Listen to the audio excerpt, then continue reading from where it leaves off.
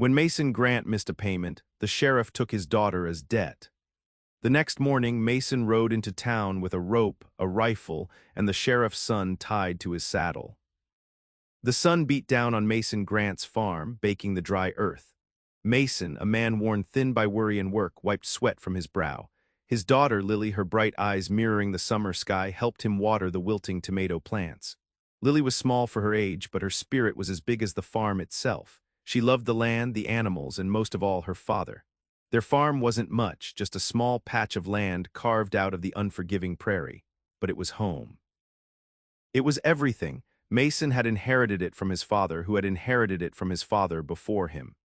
Each generation had poured their blood, sweat, and tears into the soil. But this year the rain hadn't come. The crops were failing. The bank loan loomed like a dark cloud. Mason had tried everything he could think of. He'd worked from sunup to sundown, skipped meals, and bartered with neighbors. But it wasn't enough. He was behind on his payments. Lily, sensing her father's worry, tried to cheer him up.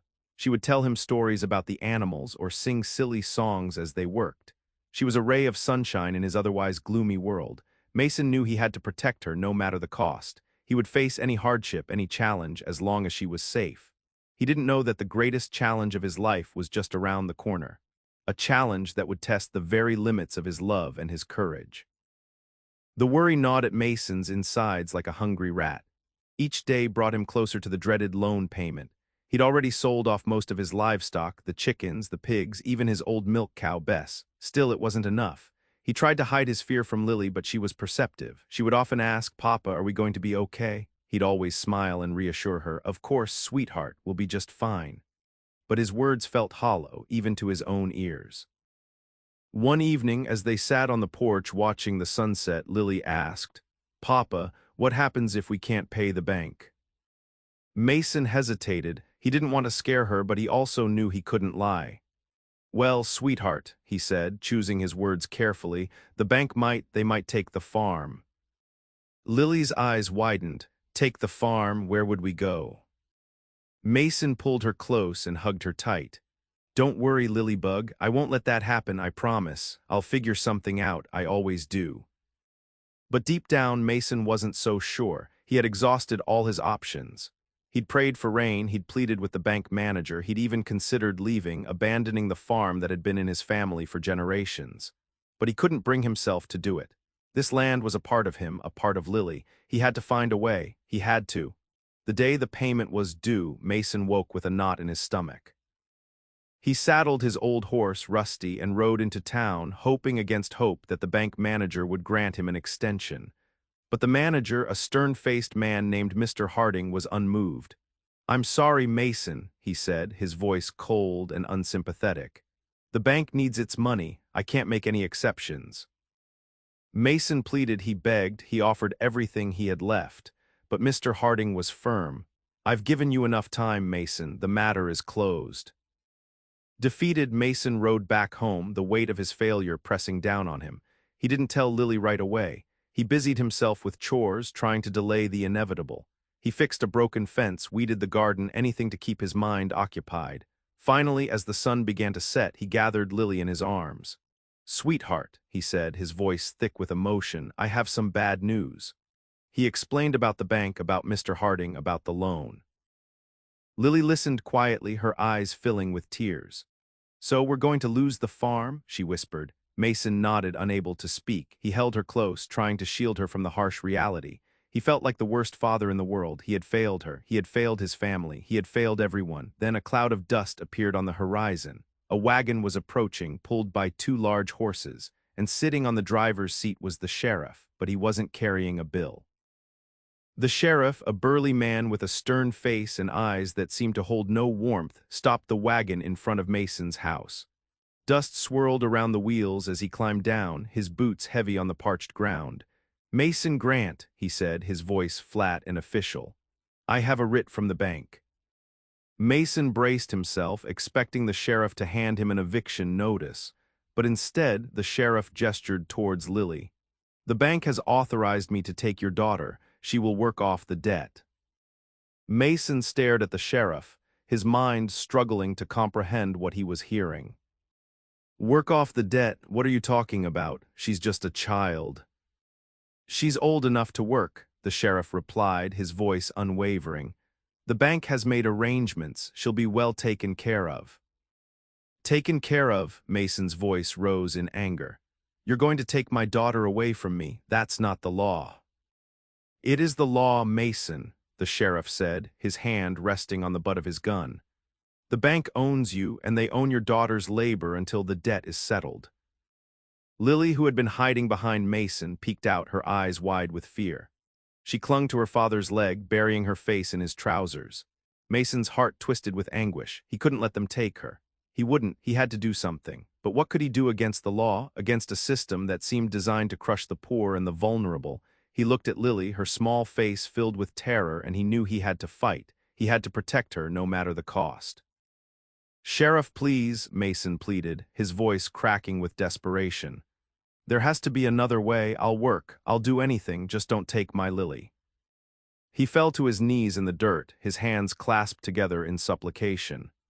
I'll pay you back double, triple, whatever it takes. Just give me time, please, I'm begging you. Lily, tears streaming down her face, clung tighter to her father. She buried her face in his shirt, her small body trembling with fear. She didn't understand what was happening, but she knew it was bad, very bad. Papa, don't let them take me, she sobbed. Please, Papa, I want to stay with you. The sheriff remained unmoved, his face a mask of impassivity. I'm sorry, Mason, he said, his voice devoid of emotion. My hands are tied, I'm just doing my job. Your job, Mason cried, his voice filled with anguish. Your job is to tear a little girl away from her father. Is that what you call justice? He tried to reason with the sheriff, to appeal to his sense of humanity. He told him about Lily's love for the farm, about her dreams, about their life together. He offered him everything he had, his horse, his tools, even the small savings he had hidden away for Lily's future. But the sheriff wouldn't budge. He simply repeated, I'm sorry, Mason, the law is the law. Lily, sensing her father's desperation, looked up at him with pleading eyes. Papa, it's okay, she whispered, trying to be brave. Maybe it won't be so bad. But Mason knew better. He knew that the world could be a cruel and unforgiving place, especially for the vulnerable, and he couldn't bear the thought of Lily being subjected to its harshness. He had to do something. He had to stop this. But how? The sheriff pried Lily from Mason's arms, her small hands clutching at his shirt. She screamed, a sound that tore through Mason's soul. He reached for her, but the sheriff held him back, his grip surprisingly strong. Don't make this harder than it has to be, Mason, the sheriff warned, his voice still devoid of emotion. Lily continued to scream and cry as the sheriff carried her to the wagon. He placed her gently on the wooden seat and then turned back to Mason. She'll be fine, Mason, he said, though his words offered little comfort. She'll be back before you know it. Mason watched in helpless agony as the wagon pulled away, Lily's cries fading into the distance. He stood there frozen until the wagon disappeared over the horizon. Then a wave of anger washed over him, hotter and more intense than anything he had ever felt before. He had begged, he had pleaded, he had offered everything he had, but it hadn't been enough. The law, the system, had taken his daughter away from him. He sank to his knees in the dirt, his fists clenched tight. He looked up at the sky, his eyes filled with rage and despair. I'll get you back, Lily, he vowed, his voice hoarse with emotion. I promise you I'll get you back no matter what it takes. He stood up, his body trembling with determination. He had no plan, no strategy, no idea what he was going to do, but he knew one thing: he would not rest until he had his daughter back in his arms. He would fight the law, he would fight the system, he would fight anyone who stood in his way. He was a father, and he would do whatever it took to protect his child. The sun had barely peeked over the horizon when Mason saddled Rusty. His face was grim, his eyes hardened with resolve. He rode not towards the fields, but towards town. He carried no tools, no crops, only a rope and a burning determination. He knew what he was about to do was dangerous, possibly insane, but he couldn't think of any other way. The law had taken his daughter. He would use the law's own methods against it. He found Samuel, the sheriff's teenage son, chopping wood behind the sheriff's house. Samuel was a skinny boy, awkward and shy, nothing like his imposing father. Mason dismounted Rusty, his movements swift and decisive, Before Samuel could react, Mason had him tied to Rusty's saddle. Samuel's eyes widened in terror. "Mr. Grant, what are you doing? Let me go." Mason ignored his pleas. He mounted Rusty and turned the horse towards town. Samuel struggled against the ropes, but Mason held him firm. As they rode into town, the early morning quiet was shattered by the clatter of Rusty's hooves. People emerged from their houses, their faces etched with shock and disbelief. They stared at Mason, at Samuel tied to the saddle, their murmurs growing louder with each passing moment. "What's going on?" someone shouted. "What's Mason doing?" The news spread like wildfire. Mason Grant had kidnapped the sheriff's son. The town was in an uproar. Fear, disbelief, and a grudging respect mingled in the eyes of the onlookers. They knew Mason was a desperate man pushed to the edge. But they also knew that he had crossed a line that could have devastating consequences. The sheriff arrived moments later, his face a thundercloud. He pushed through the crowd, his eyes fixed on Mason and Samuel. He drew his gun, the metal glinting in the morning sun. "Grant, let my son go," he roared, his voice shaking with fury. Mason held his ground, his own eyes locked on the sheriff's. He didn't draw a weapon, but his posture was defiant. "You took my daughter, Sheriff. I want her back." "That's the law, Grant. You broke the law, now you're going to pay." "The law," Mason scoffed. "The law that takes children away from their parents. That's not justice, Sheriff, that's tyranny." A tense silence fell over the town. Everyone held their breath, waiting to see what would happen next. The two men stood facing each other, their wills locked in a battle of wills. Each was determined to protect their child no matter the cost. "Let Samuel go, Mason," the sheriff said, his voice softening slightly. "This doesn't have to end badly. Just let him go and we can talk." "Talk," Mason repeated, his voice filled with bitterness. "You wouldn't talk yesterday when I was begging you to spare my daughter. Now you want to talk." He tightened his grip on Rusty's reins. "I want Lily back, Sheriff. Bring her back and I'll let Samuel go. That's the only way this ends." The sheriff hesitated, his face a mask of conflicting emotions. He loved his son, but he also had a duty to uphold the law. He knew that Mason was desperate, but he couldn't give in to his demands. It would set a dangerous precedent. "You're making a mistake, Mason," the sheriff warned. "This is going to end badly for you." "Maybe," Mason replied, his voice calm but resolute. "But I'm not backing down. I'm not leaving here without my daughter." The townspeople watched the standoff unfold, a mix of emotions swirling within them. Some murmured their support for Mason, remembering his kindness and his hard work. They knew he was a good man, driven to desperation by a cruel system. They understood his pain, his fear, his determination to protect his daughter. Others sided with the sheriff, believing in the importance of law and order. They argued that Mason had crossed a line, that he couldn't be allowed to defy the law, no matter how unjust it seemed. They feared the consequences of letting him get away with it, the potential for chaos and anarchy. The atmosphere in the town was thick with tension and uncertainty. Neighbors who had been friends for years now found themselves on opposite sides of the divide, their loyalties tested, their beliefs challenged. Whispers and arguments broke out in the crowd, reflecting the deep divisions within the community. Old Man Hemlock, who had known Mason's father and grandfather, shook his head sadly. "This is a tragedy," he muttered, "a tragedy for everyone." Sarah Miller, the schoolteacher, wrung her hands nervously. She had taught both Lily and Samuel, and she couldn't bear the thought of either child being harmed. "There has to be a better way," she whispered, her voice barely audible. Even those who supported the sheriff felt a pang of sympathy for Mason.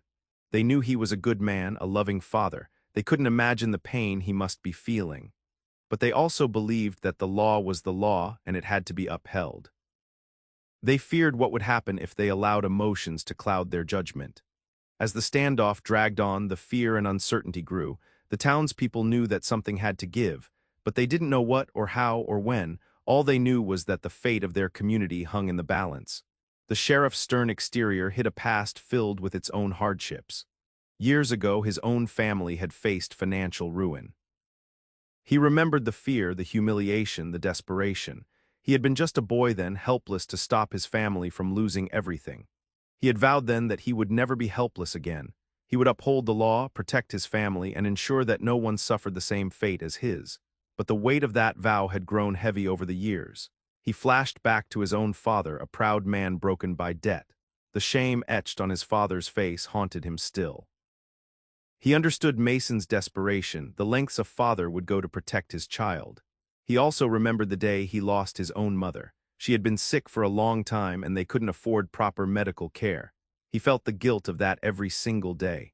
His wife, Martha, often reminded him of his own struggles. She saw the toll his job took on him, the way it hardened his heart. She urged him to show compassion, to remember his own humanity. He had tried to be a good man, a good father, a good sheriff. But the line between right and wrong had become blurred over time. He had convinced himself that he was doing what was necessary, that he was upholding the law, protecting the community. But now, staring at Mason's defiant face, he wondered if he had made a mistake. He wondered if he had become the very thing he had sworn to fight against. He wondered if the law he had sworn to uphold was truly just. He looked at Samuel, his awkward, shy son, tied to the saddle. He loved Samuel more than anything in the world. He would do anything to protect him, and he knew with a sinking feeling that Mason felt the same way about Lily.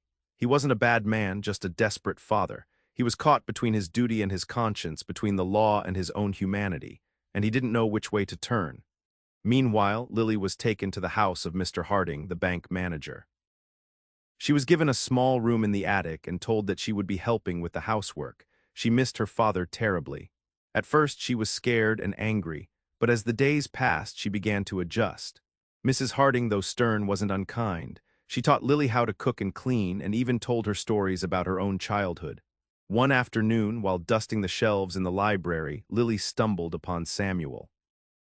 He was there to visit his father, who was discussing the situation with Mr. Harding. Samuel, seeing Lily's downcast face, felt a pang of sympathy. He knew what it was like to feel helpless and afraid.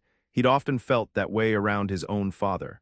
"Hi," he said shyly, "I'm Samuel." Lily looked at him, her eyes filled with suspicion. "You're the sheriff's son," she said, her voice cold. "Yeah," Samuel admitted, "but I didn't want any of this to happen." He explained that he had been just as shocked as everyone else when Mason had kidnapped him. He didn't agree with what his father had done, taking Lily away from her home. Lily listened, her anger slowly subsiding. She realized that Samuel was just as much a pawn in this situation as she was. They began to talk, sharing their fears and their hopes. They discovered that they both loved to read, that they both dreamed of leaving this small town and seeing the world. They found common ground amidst the conflict, a shared understanding of their helplessness. "I wish this could all just stop," Lily said, her voice filled with longing. "Me too," Samuel replied. Maybe we can do something to help." They looked at each other, a spark of hope flickering in their eyes. Perhaps together they could find a way to bring their fathers to their senses, to end this madness before it was too late. As the standoff stretched into its second day, Mason began to feel the weight of his actions. The townspeople, while divided, were growing restless. Supplies were running low. Fear was spreading like a disease. Some of his friends, even those who sympathized with him, urged him to reconsider. They pointed out that Samuel was innocent, that he didn't deserve to be caught in the middle of this. They reminded him that violence only begets violence. Old man Hemlock approached him, his face etched with worry. "Mason," he said, his voice gentle but firm, "I understand your pain, but this isn't the way. You're hurting the whole town and you're not helping Lily." Mason listened, his heart heavy with doubt. He looked at Samuel, tied to the saddle, his face pale and drawn. He thought of Lily, alone and scared in Mr. Harding's house. Was he really helping her by doing this, or was he just making things worse? He began to question his own motives. Was he acting out of love for his daughter, or out of anger and revenge? Was he truly fighting for justice, or was he simply lashing out at a system that had wronged him? He remembered his own father, a man of peace who always tried to do what was right. What would his father think of his actions? Would he approve of his use of violence and intimidation? He closed his eyes, his mind filled with conflicting thoughts and emotions. He wanted to do what was best for Lily, but he wasn't sure what that was anymore. He was caught between his love for his daughter and his responsibility to his community. The pressure was mounting, both from the outside and from within. He knew he couldn't hold out forever. He had to make a decision. But what decision was the right one? He didn't know. He just didn't know. The sheriff, too, was wrestling with his conscience. Seeing Samuel tied to the saddle, his face pale with fear, had shaken him to his core. He realized that he had put his own son in danger, all in the name of upholding the law. He thought about Lily, alone and scared in Mr. Harding's house. He knew that she was innocent, that she didn't deserve to be punished for her father's misfortune. He wondered if he had been too quick to enforce the bank's demands, too eager to follow the letter of the law without considering the human cost. Martha, his wife, had been relentless in her criticism. She accused him of being heartless, of forgetting his own struggles. She reminded him that the law was meant to serve the people, not the other way around. He began to doubt the system he had sworn to uphold. He saw the way it favored the wealthy and powerful, the way it preyed on the poor and vulnerable. He wondered if he had been complicit in this injustice, if he had allowed himself to become a tool of oppression. He looked at the faces of the townspeople, their expressions a mix of fear, anger, and despair. He realized that his actions had divided the community, had turned neighbors against each other. He had sworn to protect them, but instead he had brought them to the brink of civil war. He visited Mr. Harding, hoping to find a way out of this mess. But Mr. Harding was unyielding. He insisted that the law had to be enforced, that the bank couldn't make exceptions. He accused the sheriff of being weak, of letting his emotions cloud his judgment. The sheriff left Mr. Harding's house feeling defeated and disillusioned. He knew that he had to do something, but he didn't know what. He was caught between his duty, his conscience, and his love for his son. He had to find a way to resolve this conflict, to restore peace to the town, and to protect the children. But how?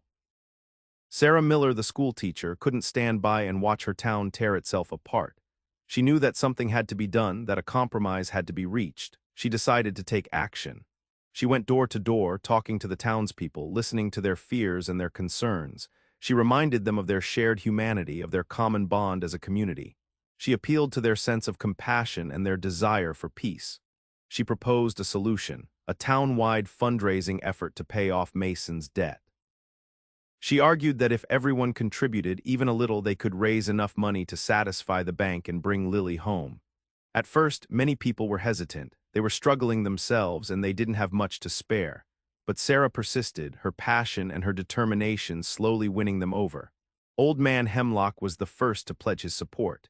He offered a significant sum, setting an example for others to follow. Soon, more and more people began to contribute, offering whatever they could: money, livestock, crops, even their time and labor. The idea spread like wildfire. The townspeople, united by a common cause, began to work together, organizing bake sales, auctions, and benefit concerts. They pooled their resources and their talents, transforming their fear and anger into hope and action. Even some of those who had initially supported the sheriff began to change their minds. They realized that Sarah's solution offered a way to resolve the conflict without resorting to violence or sacrificing their principles. The sheriff, too, was impressed by Sarah's efforts. He saw the way the townspeople were coming together, the way they were putting aside their differences to help one of their own. He realized that Sarah had found a way to restore peace to the community, a way that he had been unable to find. He knew that he had to support her, that he had to do everything he could to help her succeed. He hoped that together they could find a way to bring this crisis to an end. Sarah Miller approached Mason, her eyes filled with hope. "Mason," she said, "the town is coming together. We're going to raise the money to pay off your debt. You don't have to do this anymore." Mason looked at her, his face etched with weariness. He saw the genuine concern in her eyes, the unwavering belief in the power of community. He felt a surge of gratitude, but also a lingering doubt. "I don't know, Sarah," he said, his voice hoarse. "Can I really trust this? Can I trust the bank to keep their word?" "You have to, Mason," Sarah pleaded.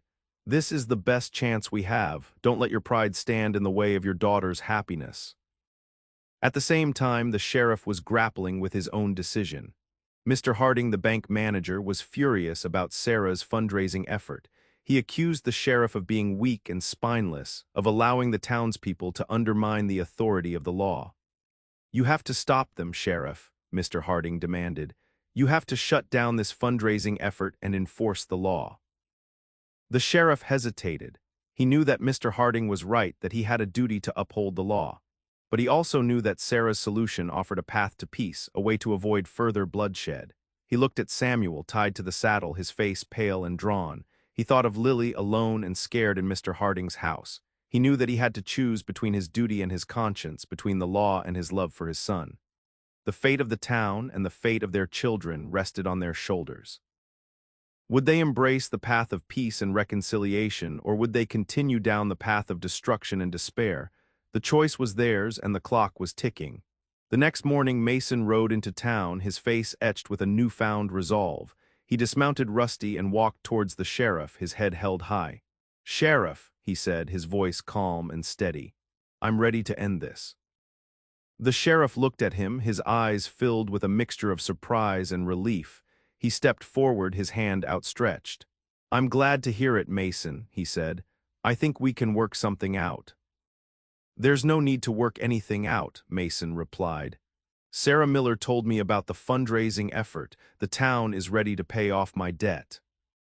The sheriff's face lit up. "That's wonderful news, Mason. That's the best news I've heard in a long time." But then Mr. Harding stepped forward, his face contorted with anger. "This is outrageous," he shouted. "You can't let them get away with this. The law is the law." The sheriff turned to Mr. Harding, his eyes filled with disappointment. "I'm sorry, Mr. Harding," he said, "but I can't let this go on any longer. The town has spoken. They want peace, and I'm going to give it to them." He turned back to Mason. "I'll go get Lily," he said. "You let Samuel go." Mason nodded. He untied Samuel from Rusty's saddle. Samuel, his face pale but relieved, ran towards his father. The sheriff mounted his horse and rode towards Mr. Harding's house. A few minutes later, he returned with Lily, her face beaming with joy. She ran towards Mason and threw her arms around him. "Papa," she cried, "I'm so glad to be home." Mason hugged her tight, his heart overflowing with love. He looked at the sheriff, his eyes filled with gratitude. "Thank you," he said. "Thank you for doing the right thing." The sheriff nodded, his face etched with a newfound sense of peace. "We all did the right thing, Mason," he said. "We all learned a valuable lesson." With Lily safely back in his arms, Mason returned to his farm, the weight of the world lifted from his shoulders. Samuel, too, was reunited with his family, his ordeal finally over. The town slowly began to heal from the conflict. The divisions remained, but they were no longer as sharp. People started talking to each other again, listening to each other's perspectives, trying to understand each other's fears and concerns. The events of the past few days had shaken them to their core, forcing them to confront the injustices that plagued their community. They realized that the system was broken, that it favored the wealthy and powerful at the expense of the poor and vulnerable. Sarah Miller, inspired by the success of the fundraising effort, decided to run for mayor. She promised to fight for reform, to create a more just and equitable society for everyone. The sheriff, too, underwent a transformation. He resigned from his position, acknowledging that he had been complicit in the injustices of the system. He decided to study law, hoping to use his knowledge to fight for those who couldn't fight for themselves. The townspeople began to question the practices of the bank, demanding more transparency and accountability. They organized protests, wrote letters to their elected officials, and formed a coalition to advocate for change. Slowly but surely, the system began to change. New laws were passed, protecting farmers from predatory lending practices. Regulations were put in place, ensuring that everyone had access to fair and affordable credit. The town had learned a valuable lesson that ordinary people, when united, could overcome even the most daunting challenges. The final scene shows Mason and Lily back on their farm. The sun is shining, the crops are growing, and the air is filled with the sound of laughter. They are rebuilding their lives, stronger and more resilient than before. They have learned the importance of family, of community, and of fighting for what's right, even when the odds are stacked against them. Lily is helping Mason water the tomato plants, her bright eyes mirroring the summer sky. She is no longer the scared and helpless little girl who was taken away from her home. She is now a confident and courageous young woman, determined to make a difference in the world. Mason looks at her, his heart filled with pride and love. He knows that they have been through a lot, but they have emerged from the darkness stronger than ever. He puts his arm around Lily and pulls her close. "I love you, Lilybug," he says, his voice filled with emotion.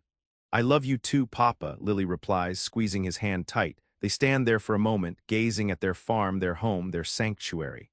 They know that they still face challenges ahead, but they are no longer afraid. They have each other and they have the support of their community. They have learned that even in the darkest of times, there is always hope, and as long as they have each other, they can overcome anything. The importance of family, community, and standing up for what is right, that is what is important. The end.